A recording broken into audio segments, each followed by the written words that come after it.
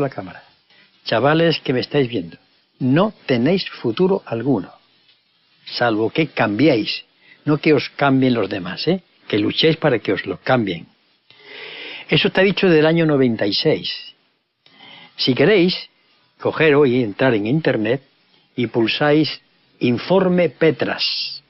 Es un informe que se hizo en el año 1996 por un sociólogo. El gobierno español se lo encargó. Cuando terminó y se lo presentó al gobierno español le pagó y lo guardó en un cajón. El profesor Petras, que era amigo mío, me dio un ejemplar y hoy está en internet. Se dijo en el año 96, estamos ante la primera generación de jóvenes que van a vivir peor que sus padres.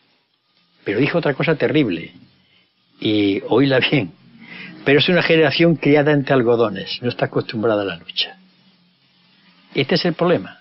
Este país no tiene ningún futuro, salvo lo que dure el sol, lo que dure en las playas, el turismo. Y punto. Los que estéis en vuestra casa y paséis de política, empezar a leer otras cosas. Soltar vuestro rollo. ¿Creéis que soy rebelde? No soy rebelde.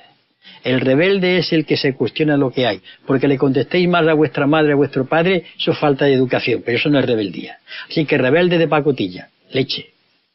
¿Lo puedo decir de otra manera? Ya está bien.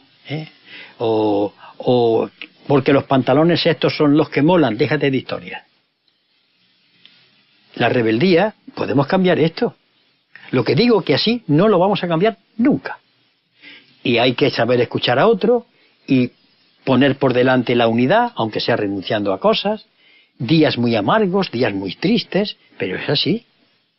A mí la pose rebelde me sienta muy mal. Estos que dicen, yo no más, porque yo soy muy rebelde, yo soy anarquista. Digo, si tuvieran los anarquistas de verdad, te habían pegado ya 3 hostias, perdón por la expresión, pero decir 3 hostias, porque te las mereces. Anarquista era Durruti, pregúntale si pasaba de todo. O los anarquistas de aquella época, a Federica Monseni, o a Federico Urales, si pasaban de las cosas.